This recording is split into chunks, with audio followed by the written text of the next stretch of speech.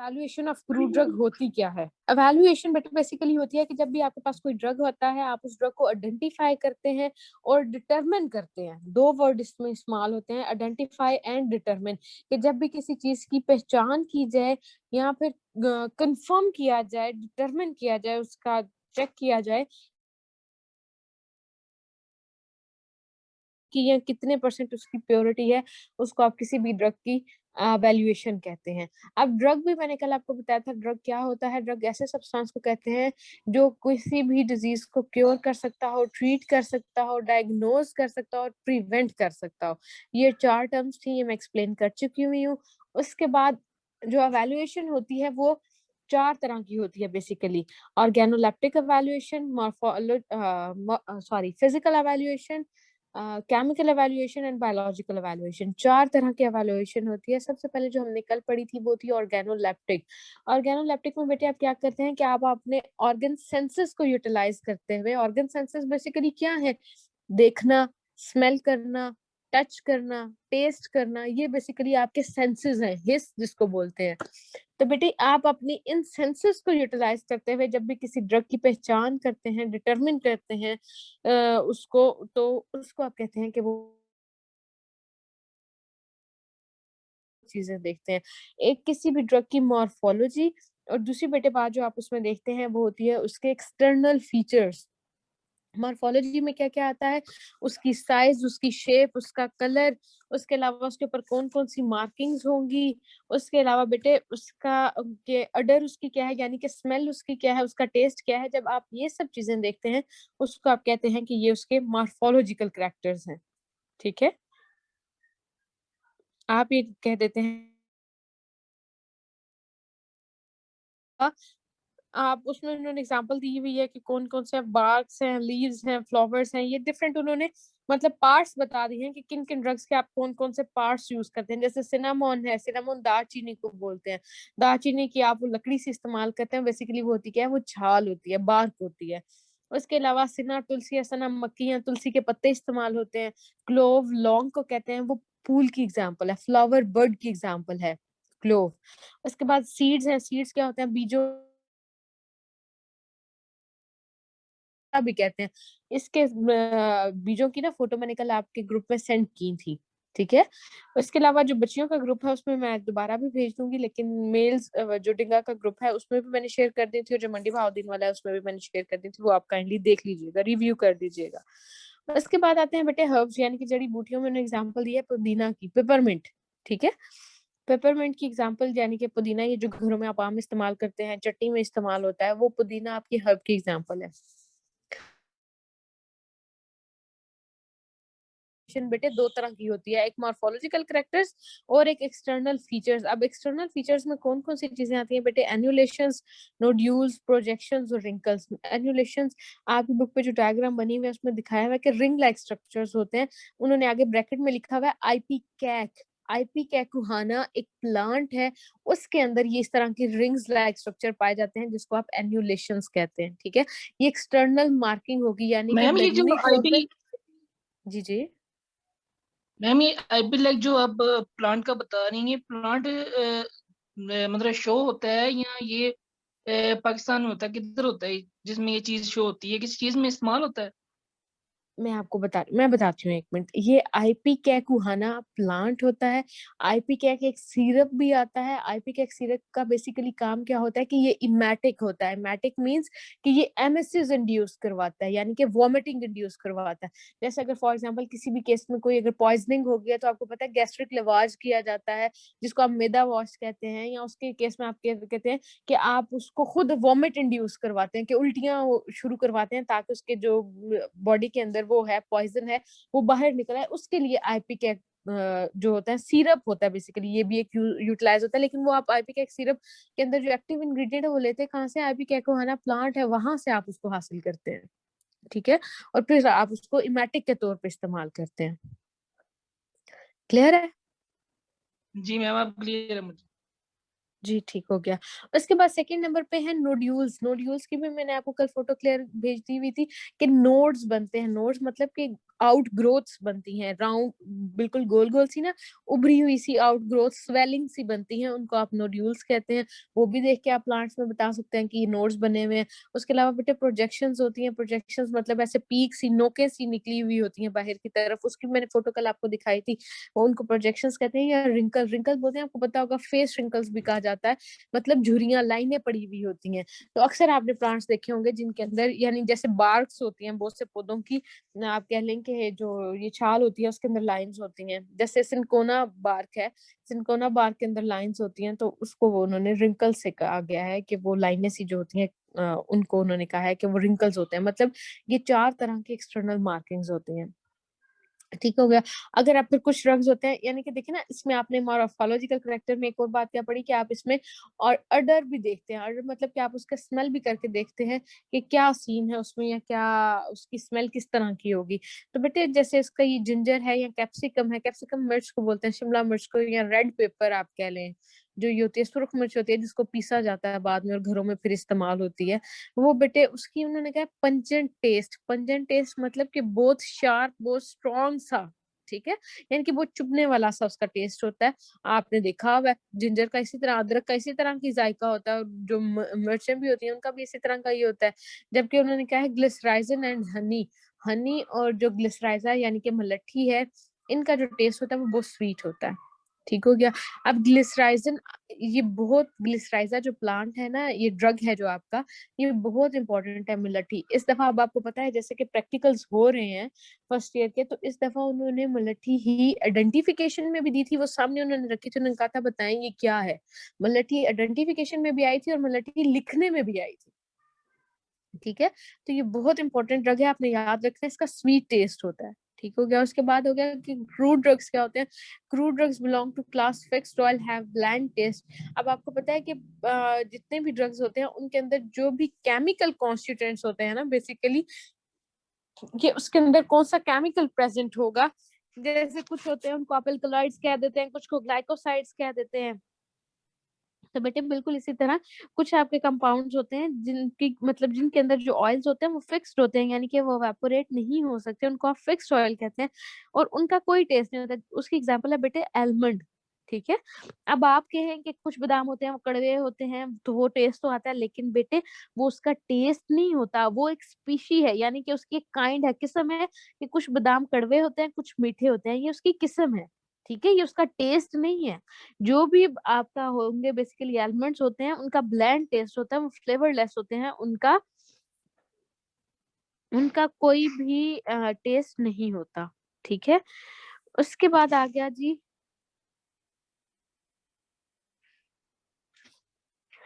उसके बाद आगे बेटे जो आज का हमारा मेन टॉपिक है, जो आज हमने स्टार्ट करना है, ये तो मैंने कल वाला रिवाइज किया आपको जो नहीं थे, ताकि उनको थोड़ा बेटे कुछ कैरेक्टर्स ऐसे होते हैं जो बहुत माइन्यूट होते हैं, बहुत छोटे होते हैं कि आप उनको जाहिरी आंख से नहीं देख सकते। ठीक है, तो उन कैरेक्टर्स को जैसे अब आपकी बॉडी, अब आपको पता है human body million trillion cell से मिलके बनी हुई है। ठीक है, इसी तरह प्लांट्स के अंदर में भी बहुत बहुत से सेल्स होते हैं, लेकिन बेटे आपको जाहिरी आंख से देखने में, तो अगर आप अपनी स्किन देखें तो देखने में तो नहीं ना नजर आ रहे आपको सेल है, सेल के अंदर माइटोकॉन्ड्रिया, सेल के अंदर राइबोसोम्स है, सेल के अंदर एंडोप्लाज्मिक नेचर होते हैं, यानी कि ये बहुत छोटे होते हैं, आप इनको ज़ाहिरी आँख से नहीं देख सकते। तो बेटे जिस चीज़ को ज़ाहिरी आँख से ना देखा जा सकता हो, उसको आप बड़ा करके देखने के लिए, वाज़िया करके देखने के लिए आप माइक्रोस्कोप इस्तेमाल करते हैं। ठीक है? और बेटे जिन खसूसियात को आप माइक्रोस्कोप की मदद से देखते हैं, उनको आप माइक्रोस्कोपिक कैरेक्टर्स कहते हैं। ठीक हो गया। अब माइक्रोस्कोपिक कैरेक्टर्स होते क्या हैं, क्या डिटरमिन करते हैं बेसिकली बेटे, microscope is also used for the quantitative evaluation, कि बेटे क्वांटी, एक मैंने आपको बताया था कि क्वालिटेटिव होता है और एक होता है बेटे क्वांटिटेटिव। क्वालिटेटिव क्या होती है, कोई भी चीज अगर कहा जाए ना कि इसका क्वालिटेटिव एनालिसिस करना है, तो बेटे क्वालिटेटिव एनालिसिस क्या होता है कि आप किसी भी चीज की प्रेजेंस चेक करते हैं, यानी कि अगर मैं कहती हूँ कि ये ड्रग है, तो मैं देखना चाहती हूँ कि इसके अंदर फिक्स्ड ऑयल्स हैं या नहीं है। फॉर एग्जाम्पल मैं ये चेक करना चाहती हूँ इसके अंदर फिक्स्ड या अगर कोई भी माइन्यूट कैरेक्टर देखना चाहती हूँ कि वो इसके अंदर है या नहीं है, तो बेटे उसकी जो प्रेजेंस को मौजूदगी को चेक करना होता है ना, उसको आप कहते हैं कि वो क्वालिटेटिव एनालिसिस है, ठीक है। लेकिन जब जब भी आप किसी कंपाउंड के अंदर कंसंट्रेशन को यानी कि अमाउंट को चेक करना चाहते हैं कि इसके अंदर कितनी अमाउंट है, कितनी क्वांटिटी है, उसको आप कहते हैं कि वो क्वांटिटेटिव एनालिसिस है, ठीक है। तो मैम माइक्रोस्कोप को ये उन्होंने बता जी जी मैम ये क्वांटिटेटिव ये जो एवेल्युएशन है, ये मतलब बादाम की एग्जांपल भी ली जा सकती है ना, क्योंकि उसके अंदर ऑयल होता है, तो माइक्रोस्कोप तो उसके ऊपर इस्तेमाल नहीं हो सकता। तो जो आपने दूसरा लफ्ज कहा है उसमें ये बादाम की एग्जांपल तो इस्तेमाल हो सकती है ना? कौन सा दूसरा लफ्ज मैं कह रही हूँ? नहीं, एक तो ये है ना क्वांटिटेटिव, एक और जी जी, आपने कहा इसका। क्वालिटेटिव क्वालिटेटिव हाँ जी, हाँ एक जी। क्वालिटेटिव का है उसकी ना बेटे, दो तरह के टेस्ट होते हैं ना, एक क्वालिटेटिव होते हैं, एक क्वांटिटेटिव होते हैं। मैं बेसिकली आपको सिर्फ एक आइडिया देना चाह रही हूँ कि क्वांटिटेटिव और क्वालिटेटिव में आप डिफरेंशिएट कैसे करते हैं, ठीक है। जैसे अगर बेटे मेरे पास कोई भी कंपाउंड है, मैं उसमें चेक करना चाहती हूँ कि इसमें कार्बोहाइड्रेट्स प्रेजेंट हैं या नहीं है, ठीक है, तो मैं उसकी जो प्रेजेंस को चेक करूंगी वो क्वालिटेटिव एनालिसिस होगा। अब फिर मैं ये देखना चाहती हूँ कि इसके अंदर अगर कंपाउंड है, कार्बोहाइड्रेट्स हैं, तो वो कितनी अमाउंट में है, कितनी क्वांटिटी में है, तो उसको मैं क्वांटिटेटिव एनालिसिस कहूंगी, जब मैं क्वांटिटी चेक करूंगी, ठीक है मैम, थैंक यू। ठीक है। इसमें बेटे उन्होंने कहा है कि माइक्रोस्कोप की मदद से आप क्वांटिटेटिव यानी कि आप अमाउंट भी डिटरमिन कर सकते हैं of drugs and adulterated powders. बेटे अडल्ट्रेटेड पाउडर्स, पाउडर तो आपको पता है, सबने देखा हुआ पाउडर क्या होता है, सॉलिड डोसेज फॉर्म होती है आपकी। तो लेकिन बेटे जो अडल्ट्रेटेड वर्ड है वो क्या होता है, उसका क्या मतलब है कि जब भी आपके पास कोई पाउडर हो लेकिन but it is of poor quality, ठीक है। अब पुअर क्वालिटी किस वजह से होती है, जैसे बेटे अगर मेरे पास दो कंपाउंड्स हैं, एक पैरासीटामोल है, एक एस्पिरिन है, ठीक है, ये दो मेरे पास ड्रग्स हैं। मैं कहती हूँ मेरे पास एक बंदा ये दो पाउडर्स लेके आया और वो क्लेम करता है कि ये दोनों पाउडर्स 100% प्योर हैं, ठीक है, वो क्लेम करके चला गया। अब मैं मेरे पास वो पाउडर्स पड़े हैं, बाय मिस्टेक अगर मुझसे एस्पिरिन गलती से ऐड हो जाती है पैरासीटामोल के अंदर, तो मैं आपको बता रही थी कि जब भी आप किसी अडल्ट्रेटेड पाउडर को यानी कि कोई पाउडर है उसकी चेक करना चाहते हैं किसी भी ड्रग की, तो उसके लिए बेटे आप माइक्रोस्कोप इस्तेमाल कर सकते हैं। माइक्रोस्कोप की मदद से आप दोनों चीजें बता सकते हैं, क्वांटिटेटिव एवेल्युएशन भी और अडल्ट्रेशन का भी बता सकते हैं। उसके बाद है बेटे आगे, this is done by counting specific features के आपको बेटे अब ये कैसे आप कर सकते हैं कि कुछ मखसूस आप कह लें फीचर्स होते हैं, खसूसियात होती हैं, such as stomatal number, stomatas, जैसे बेटे आपको नीचे डायग्राम नजर आ रही है, खाने बने और खाने के दरमियान में उन्होंने बेसिकली नीचे उन्होंने पहले एक लीफ दिखाया, पत्ता दिखाया, पत्ते को उन्होंने एक हिस्से को खोला है और ऊपर उन्होंने दिखाया किस तरह वो खाने बने हुए हैं। एक अंदर सेल है जिसके अंदर कार्बन डाइऑक्साइड अंदर जा रही है और वाटर और ऑक्सीजन बाहर निकल रही है, और लिखा हुआ है carbon dioxide enters while water and oxygen exit through a leaf stomata. बेटे स्टोमेटा बेसिकली होते क्या है, स्टोमेटा वो सेल्स होते हैं जिनके थ्रू गैसियस एक्सचेंज होता है, ठीक है। यानी कि बेटे है ना, जो अपर मोस्ट लेयर होती है उसके अंदर ये सेल्स प्रेजेंट होते हैं for the exchange of gas and water, ठीक है, between plants and the atmosphere, कि जो वो पौधा है जिसका वो पत्ता है उसके दरमियान में और आपके एटमॉस्फेयर यानी कि आपका जो माहौल है, आपका एनवायरनमेंट है, उसके दरमियान में जो गैस का और वाटर का एक्सचेंज होना होता है ना, वो किसके थ्रू होता है, वो स्पेशलाइज्ड सेल्स के थ्रू होता है। उन सेल्स को आप स्टोमेटास कहते हैं, ठीक है। अब बेटे में कितने स्टोमेटास प्रेजेंट है यानी कि वो कितने सेल्स प्रेजेंट हैं जिनकी मदद से आपका गैसियस एक्सचेंज हो रहा है, तो उसको आप कहते हैं कि वो आपका स्टोमेटल नंबर है। और वो आप किसकी मदद से, आप माइक्रोस्कोप की मदद से वो चेक कर सकते हैं। जैसे नीचे उन्होंने देखें डेफिनेशन भी लिखी हुई है स्टोमेटल नंबर की, आपको पहले मैं स्टोमेटा की डेफिनेशन बोल देती हूँ, वो लिख लें बेटे। The cells in epidermis for exchange of gas and water between the plants and environment. The cells in epidermis for exchange of gas and water between plants and environment. ठीक है, उनको बेसिकली आप कहते हैं कि वो बेटे आपके स्टोमेटास हैं। अब स्टोमेटल नंबर कितने क्या हो गए, जो लेयर है उसके अंदर कितने सेल्स प्रेजेंट हैं एक स्पेसिफिक एरिया में, और वो एरिया उन्होंने बता दिया है पर स्क्वायर मिलीमीटर। ठीक है, कि पर स्क्वायर मिलीमीटर कितने आपके स्टोमेटास प्रेजेंट है, उसको आप स्टोमेटल नंबर कहते हैं। ठीक है, यही बात उन्होंने लिखी हुई है, the average number of stomata पर स्क्वायर मिलीमीटर ऑफ एपिडर्मिस के जो प्लांट ये लीफ की एपिडर्मिस है अपर लेयर है उसके पर स्क्वायर मिलीमीटर में कितने कर सकते हैं माइक्रोस्कोप की मदद से। तो वो जब आप काउंट करते हैं उसको आप बेसिकली कहते हैं कि वो आपके स्टोमेटल नंबर है।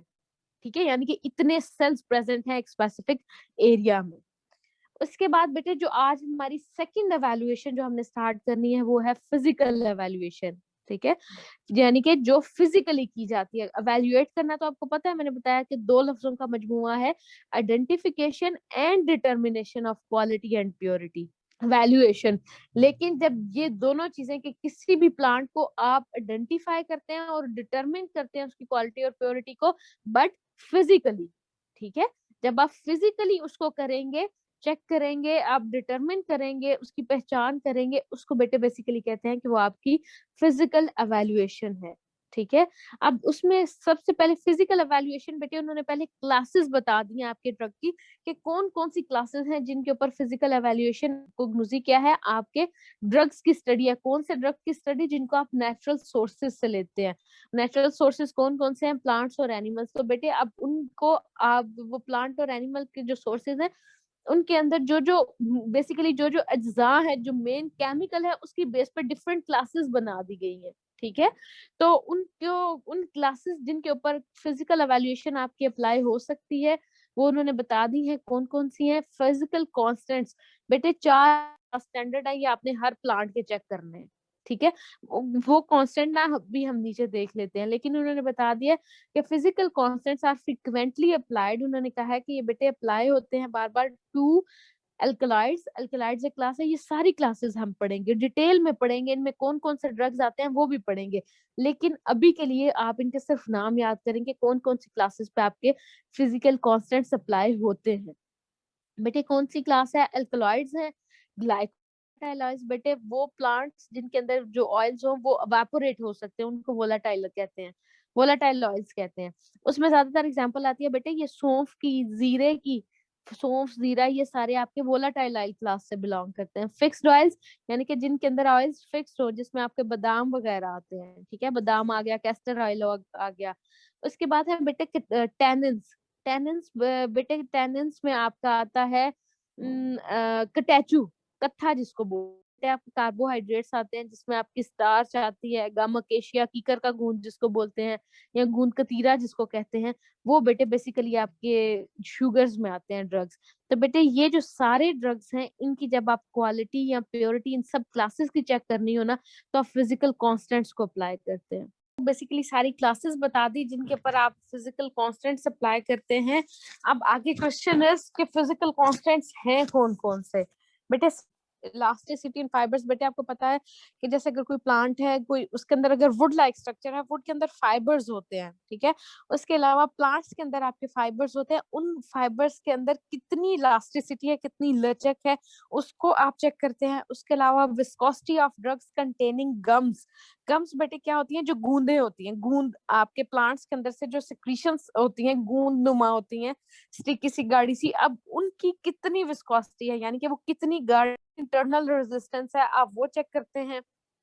उसके अलावा बेटे थर्ड जो फैक्टर आता है वो है स्वेलिंग फैक्टर, कि अगर आप कोई भी कंपाउंड लेते हैं वो कितना स्वेल कर सकता है। फॉर एग्जांपल अगर आप उसको वाटर में डिप करते हैं तो वो कितना स्वेल कर सकता है, कितना फूल सकता है, आप वो चेक करेंगे। उसके अलावा मेल्टिंग एंड बॉइलिंग पॉइंट के बेटे आप उनके मेल्टिंग और बॉइलिंग पॉइंट्स को चेक करते हैं, कि कोई भी ड्रग है तो उसका मेल्टिंग पॉइंट कितना होगा, उसका बॉइलिंग पॉइंट कितना होगा। बेसिकली ये 4 फिजिकल कॉन्स्टेंट्स होते हैं जिनको आप बेटे कैसे हैं, इसके लिए बेसिकली टेक्निक्स कौन से इस्तेमाल होती हैं। बेशक ये जो नीचे पैराग्राफ लिखा हुआ है उसके ऊपर आप हेडिंग दे लें टेक्निक्स का, ठीक है। जो बेसिक टेक्निक्स इस्तेमाल होती हैं वो कौन कौन सी हैं। स्पेक्ट्रोस्कोपिक एनालिसिस, बेटे आपको नीचे एक डायग्राम नजर आ रही है, आपके ऊपर जो स्क्रीन शेयर हुई हुई है वो आप देख सकते हैं। बेटे ये जो आपको नजर आ रहा है इसको आप यूवी स्पेक्ट्रोफोटोमीटर कहते हैं, ठीक है। बेटे ये स्पेक्ट्रोफोटोमीटर में होता क्या है कि इसका आपको एक ढक्कन ऊपर है वो थोड़ा सा पीछे हुआ हुआ दिख रहा है।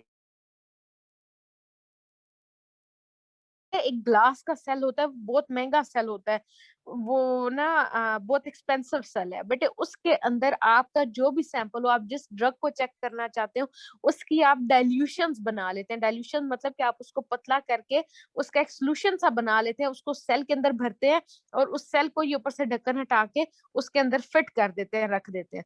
उधर से साथ आप देख रहे हैं कि कंप्यूटर सा छोटा सा बना हुआ है डिजिटल, इधर से बेटे आप उसको ऑन करके कमांड देते हैं तो क्या होता है कि वहां से ट्रेस निकलेंगी बेटे, वो उस सैंपल जो आपके पास सेल है उस सैंपल के अंदर से पास करेंगी।